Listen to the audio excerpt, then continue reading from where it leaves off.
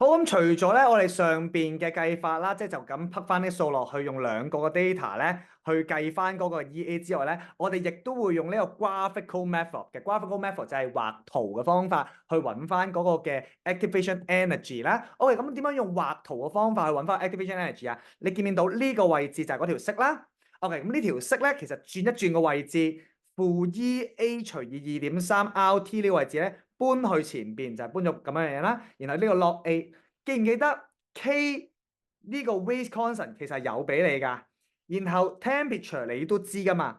好啦，咁啊要知道 weight constant 同 temperature 都有嘅時候，係咪好熟啊個樣？呢個位置一嚿嘢，OK 呢個位置係乜嘢啊？呢個位置係 Y 啦，然後啦呢一個位置就會係 M 啦，哇好興奮啊！跟住咧1/T 啦，你有個數嘅，咁就係 X 啦。咁最尾啦，加乜嘢啊？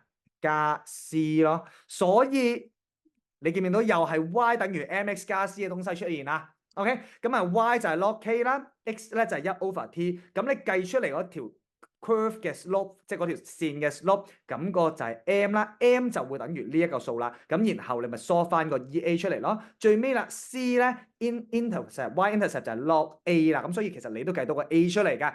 好啦，咁我哋點樣去計啊？咁俾咗啲 information 你就係啱啱咪上邊有嗰啲嘅 data 啦，就係呢一 set 嘅 data 啦。然後啦，我個 X 要變成乜嘢啊？X 要變成一除 T 啊嘛，即係一除 K 啦。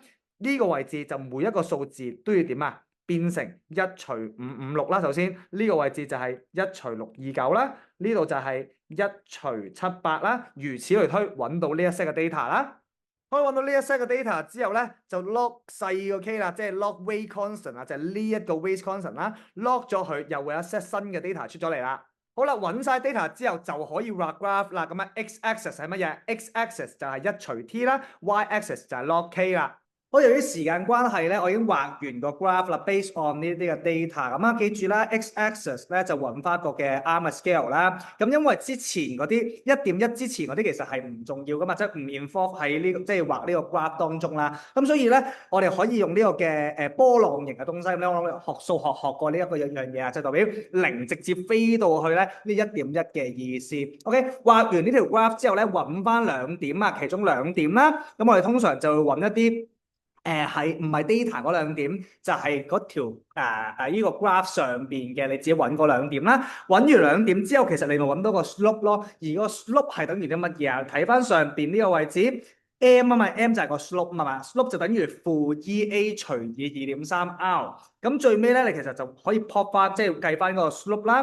呢個就係 slope 啦，呢個就係 EA 除 2.3R 啦。咁最尾你計到 EA 呢個數啊，就係即係呢個咁大嘅數，變翻kJ per mole 嘅時候咧，就會諗到咧同上邊一樣嘅係187 kJ per mole 嘅。OK，上邊一條片咧，我冇講一樣嘢嘅，都即係寫錯咗少少嘢，咁大家可以改一改翻。記住咧，EA 咧其實有單位嘅，單位咧係要 per mole 嘅，我係 kJ per mole 嘅，所以咧上邊咧個單位咧呢個位置都係應該係118 kJ per mole 嘅。OK，咁所以咧見到兩個方法咧，都大概咧會計到咧個 EA 大概會係幾多嘅。咁兩個方法都得，但係 DSE 咧其實就好少會考一個 graphical method，唔會叫你自己 plot graph 嘅。OK，但係咧佢會俾個 graph 你，然後叫你根據個 graph 咧揾翻個 EA 出嚟，咁到時你就要識計啦。